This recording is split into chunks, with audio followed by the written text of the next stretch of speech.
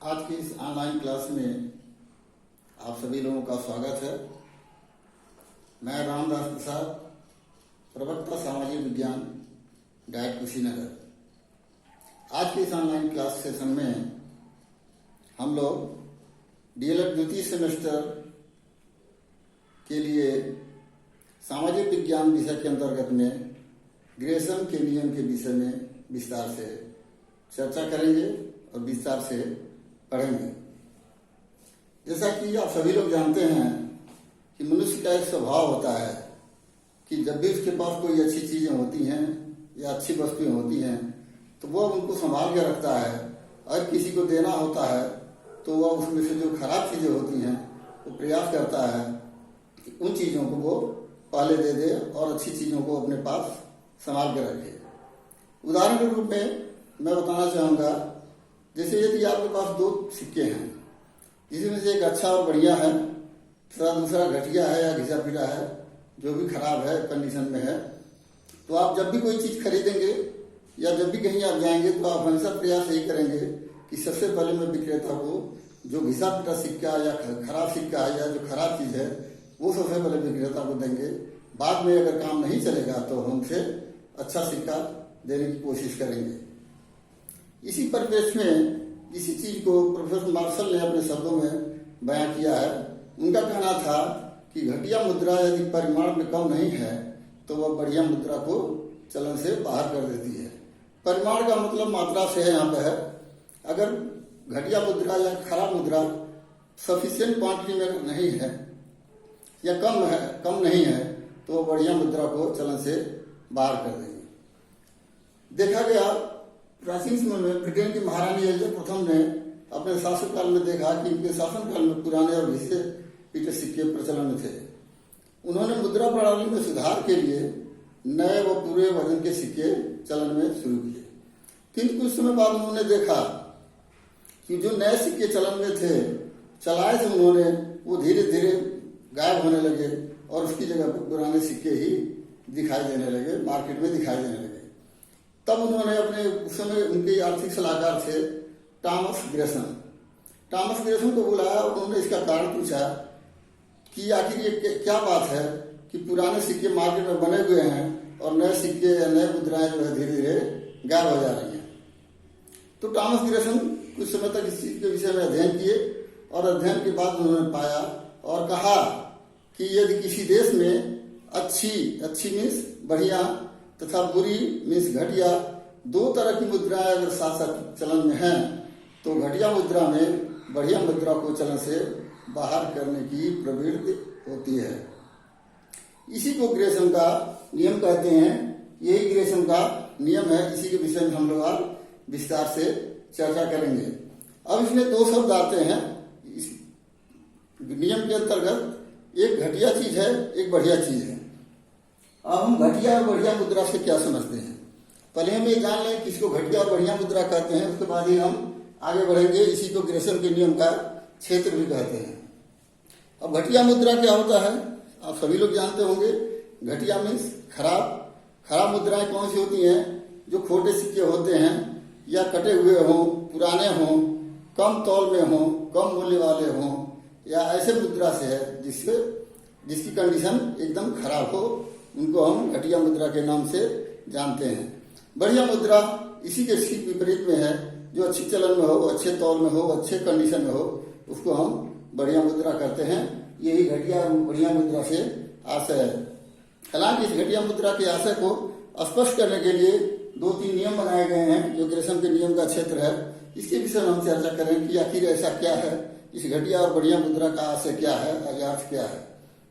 अब इस नियम के क्षेत्र में हम देखते हैं, उन्होंने कहा एक धातुमान में, एक धातु मतलब यदि एक ही धातु की प्रधान मुद्रा या मेन मुद्रा जो है एक ही धातु की मुद्रा अगर प्रचलन में है तो पूरे वजन वाली मुद्रा बढ़िया और कम वजन वाली को घटिया कहते हैं।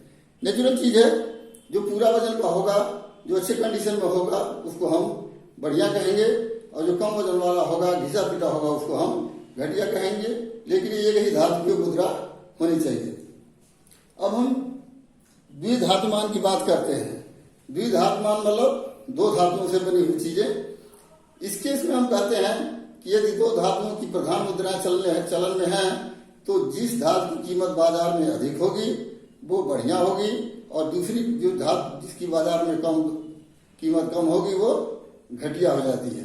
दोनों दो तरह की धातुएं होती हैं, जो अच्छी धातु हो बढ़िया, जो खराब धातु को हम घटिया कहेंगे। इसी तरह से तीसरी बात हम करेंगे धातु और पत्र मुद्रा। अब पत्र मुद्रा की बात हम करते हैं, जैसे हमारा नोट है उसको हम पत्र मुद्रा करते हैं, मतलब पेपर पे जो नोट चलती है उसको हम पत्र मुद्रा कहते हैं। अब धातु और पत्र मुद्रा दोनों साथ साथ अगर चलती हैं तो क्या होता है, धातु की मुद्रा प्रामाणिक मुद्रा है अगर, तो धातु मुद्रा को बढ़िया कहेंगे। प्रामाणिक मुद्रा का मतलब क्या होगा कि हर तरह से वो अपने मानक पर सही हो, तो इस केस में धातु मुद्रा को बढ़िया कहेंगे। और जो पत्र मुद्रा होता है, जो कागजी मुद्रा होता है, वो घटिया हम कहते हैं।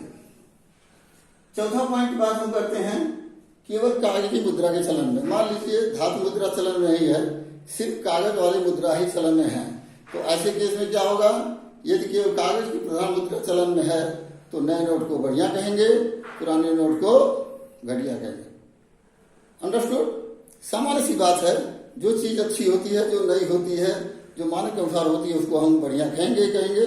जो चीजें खराब होती हैं वो खराब ही होती है, उसी को घटिया भी कहते हैं। लेकिन ये इन चारों पॉइंट के अलावा भी हम अगर देखते हैं, यदि कागज के दो तरह के नोट, एक परिवर्तनशील हो और दूसरा अपरिवर्तनशील हो, अगर दोनों साथ साथ में चलन में हैं तो परिवर्तनशील मुद्रा को हम बढ़िया मुद्रा कहते हैं, अपरिवर्तनशील को हम घटिया मुद्रा कहते हैं। अब प्रश्न ये उठता है कि ग्रेसन का नियम क्यों लागू होता है, अथवा लोग अच्छी मुद्रा को अपने पास रखकर घटिया का ही प्रयोग क्यों करते हैं। ये जानना बहुत जरूरी है। ये सामान्य अवधारणा है, सभी लोगों की पसंद यही है कि अच्छी चीजों को अपने पास रखने की कोशिश करते हैं और खराब चीज को बाहर निकालने का कोशिश करते हैं सबसे पहले। उसके बाद अगर काम नहीं चलता है तब वो अच्छी मुद्राओं को या अच्छी चीजों को उपयोग में लाते हैं। अब इसके लिए हम इसके कारण क्या है, इस कारण को जानने के लिए इसको स्पष्टीकरण हम इस तरह कर सकते हैं। इसके भी कई कारण होते हैं जो कि ये चलन से धीरे धीरे बाहर होने का एक प्रावधान दिया गया है। इसको हम 3 पॉइंट के अंदर समझ सकते हैं। जैसे ग्रेसन का नियम लागू होने में पहले तो जमा करने की बात हम करते हैं। ये ग्रेसन का नियम क्यों लागू होता है, जैसे पहले हम जमा करने की बात सोचते हैं, हम क्या करते हैं, अच्छी मुद्राएं जो होती हैं, अच्छी चीजें जो होती है उसको हम संचय करने लगते हैं, और जो बढ़िया होती है उसको संचय करते हैं, और खराब चीजों को हम लोग चलन में लगा देते हैं और धीरे धीरे वो चली जाती है। लेकिन अच्छी मुद्राएं चलन में नहीं आ पाती, इसलिए उनका जो है संचय हो जाता है। गलाने के बाद भी हम बात करते हैं, गलाने के लिए भी लोग संचय करते हैं, नई मुद्राओं को गलाने के लिए भी संचय करते हैं।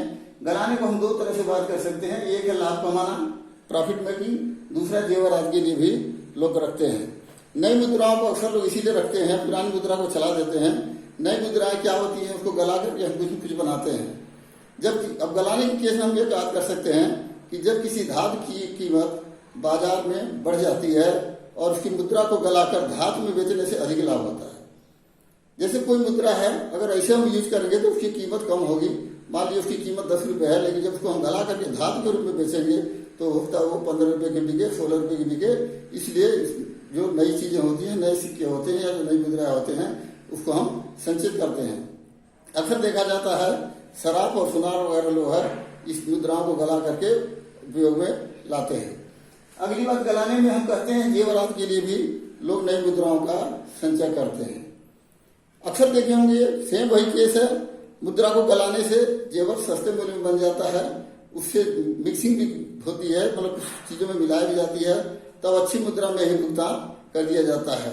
गला करके उसको भुगतान धातु करते हैं, धातु गला देते हैं और उसको अच्छी मुद्रा में भुगतान कर दिया जाता है, क्योंकि अच्छी मुद्रा जो है हमेशा चलन में बनी रहती है और नई चलन में रुकी रहती है, और पुरानी मुद्रा को बाहर कर दिया जाता है, चलन से में चला दिया जाता है। अब मुद्रा को गलाने से जेवर सस्ते मूल्य में बन जाता है और व्यक्ति को लाभ होता है। इस प्रकार गलाने से अच्छी मुद्रा चलन से बाहर हो जाती है। अगला पॉइंट, हम विदेशी भुगतान की बात करेंगे। विदेशी भुगतान जो भी होता है वो धातु में करनी होती है, तब अच्छी मुद्रा में ही भुगतान कर दिया जाता है।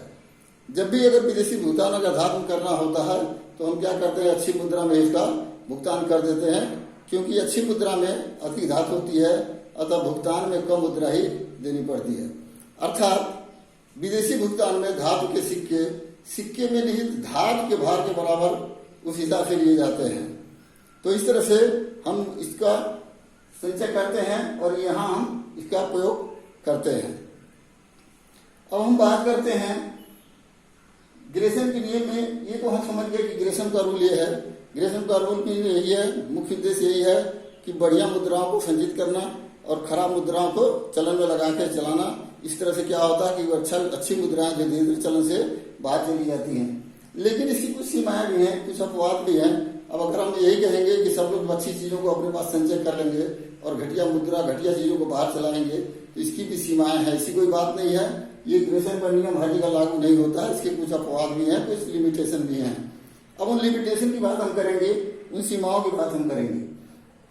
जैसे पहला क्या है, मुद्रा की मांग उसकी आपूर्ति से अगर अधिक हो जाए। जब हम देखते हैं कि अगर घटिया और बढ़िया दोनों तरह की नोट है, दोनों तरह की मुद्राएं मार्केट में हैं, लेकिन उसकी मांग जो है पूर्ति से अधिक हो जाए। अगर पूर्ति से अधिक अगर है मांग, तो हमें स्वाभाविक रूप से नई मुद्राएं और पुरानी मुद्राएं दोनों को चलन में लाना पड़ता है। इस तरह से यहाँ ग्रेसन के नियम का उल्लंघन होता है, ग्रेसन का नियम लागू नहीं होता है। दूसरी बात हम करते हैं बुरी मुद्रा का अत्यधिक बुरी दशा में होना। जो घिसी पीटी घटिया मुद्राएं होती हैं बहुत ही खराब होती है, कभी कभी एकदम कटी फटी, एकदम अच्छी कंडीशन तनी हुई नहीं होती, यूज लायक नहीं होती है। तो उस केस में क्या करते हैं, अधिक बुरी दशा में जब हो जाएंगी तो हमें स्वाभाविक रूप से बुरी मुद्राएं हमारी कोई लेगा नहीं, तो हमें नई मुद्राओं को, जो अच्छी मुद्राएं हैं, हमको यूज करना पड़ता है। तो यहाँ भी ग्रेसन का नियम लागू नहीं होता है। तीसरी बात कहते हैं बैंकिंग प्रथा का प्रयास। अब बैंकिंग प्रथा का प्रयास क्या है, जब भी हम लोग जाते हैं तो आजकल सामान्य सी धारणा है कि सभी लोग अपने पैसे को बैंकों में जमा करते हैं और लेन देन के लिए क्या प्रयोग करते हैं, चेक से करते हैं या क्रेडिट कार्ड से करते हैं। अतः अच्छी और बुरी मुद्रा का भेद खत्म हो जाता है, क्योंकि उसमें हम लोग कागजों से काम चला लेते हैं। इसलिए ग्रेसन का नियम लागू नहीं होता है। चौथी बात हम करेंगे जनता का सरकार पर अटूट विश्वास। जनता बिना किसी भेदभाव के अच्छी और बुरी दोनों चीजें लेती रहती है। उसको विश्वास है सरकार पर कि पुरानी मुद्राएं भी अगर अपने पास रखेंगे तो मैं इसको भी उसी वैल्यू में बेच सकता हूँ। खराब की मुद्रा होगी तो भी और नई मुद्रा होगी तो भी, दोनों में कोई भेदभाव नहीं है। दोनों एक ही रेट में, एक ही दर पर दोनों का प्रयोग हम कर सकते हैं। इस तरह से जनता जो है सरकार पर विश्वास करती है और नई मुद्रा पुरानी मुद्रा दोनों को एक साथ चलन में रखती है। और इस तरह से ये ग्रेसन के नियम का जो है यहाँ लागू नहीं होता है। अगली बात हम करेंगे अच्छी मुद्रा का असीमित विधिग्राह्य होना। अब विधिग्राह्य की बात कहते हैं कानूनी तरफ से जो जरूरी चीजें होती हैं उसकी बात हम कहते हैं। अगर अच्छी मुद्रा असीमित है, इसकी कोई सीमा नहीं है, असीमित है और जो विधिग्राह्य है, तो ऐसे केस में भी ग्रेसन का नियम लागू नहीं होता है। अंतर्राष्ट्रीय द्विधात्मान का प्रचलन। अंतर्राष्ट्रीय द्विधात्मान का मतलब क्या होता है, यदि दो धातुओं की अंतर्राष्ट्रीय स्तर पर अपना लिया जाता है तो क्षतिपूरक क्रियाओं के कारण ग्रेसन का नियम लागू नहीं होता है। इसका कारण यह है कि क्षतिपूरक शक्तियां टकसाली अनुपात और बाजार अनुपात में समानता बनाए रखती हैं। अब हम बुरी मुद्रा का सार्वजनिक बहिष्कार होने पर लास्ट पॉइंट की बात करेंगे जो ग्रेसन के नियम में लागू नहीं होता है। बुरी मुद्राएं क्या होता है, बुरी मुद्राएं जो खराब घिसी पिटी टूटी फूटी या फटे पुराने नोट जो होते हैं वो हमेशा चलन से बाहर कर दिए जाते हैं, क्योंकि उसको कोई लेना देना नहीं चाहता है। जब वो नहीं चलेंगी तो प्रतिनिधि हमें यहाँ अच्छी मुद्राओं को ही चलन में लाना पड़ता है। अतः यहाँ भी ग्रेसन के नियम का पालन नहीं होता है। अब भारत में क्या सिस्टम है, भारत में ग्रेसन के नियम कहीं लागू होता कि नहीं होता है, इसकी सब हम चर्चा करें। पुराने जमाने में आप लोग ही जानते होंगे, जैसे यहाँ पहले सोने और चांदी के सिक्के चलते थे तो लोग क्या करते थे, सोना महंगा है तो सोने के सिक्कों को लोग स्टोरी करने लगते थे, संचित करने लगते थे, चांदी के सिक्के को चलाते रहते थे। तो कुछ दिनों बाद क्या होता था, सोना का सिक्का मार्केट में कम हो जाता था, दिखाई नहीं देता था, उसका कहीं न कहीं संचय हो जाता था और चांदी के सिक्के चलन रहते थे। किंतु आजकल भारत में आजकल क्या चीज है, पहले तो सोने चांदी के सिक्के चलते थे, लेकिन आज के वर्तमान समय में सोने चांदी के सिक्के नहीं चलते हैं। आजकल भारत में क्या होता है, प्रमाणिक मुद्रा के रूप में कागजी मुद्रा, जैसे नोट की बात हम करते हैं, और जो सिक्के वगैरह बनते हैं गिलट के बनाए जाते हैं, गिलट के रुपया चलन में है। इसमें किसी का भी संग्रह करने से कोई बहुत ज्यादा लाभ नहीं हो सकता। अतः ग्रेसन का इतना ही नियम यहाँ लगता है कि लोग कटे फटे नोटों को पहले चला लेते हैं और नए को बाद में। ये सामान्य सी बात है। कुल निचोड़ इस चीज का यही है, ग्रेसन लॉ का निचोड़ यही है कि बढ़िया मुद्रा को संचित कर लेना, बढ़िया मुद्रा को घटिया मुद्रा चलन से बाहर करने की प्रवृत्ति रखती है। इस तरह से आज के सेशन यही मैं समाप्त करता हूँ। बहुत बहुत धन्यवाद।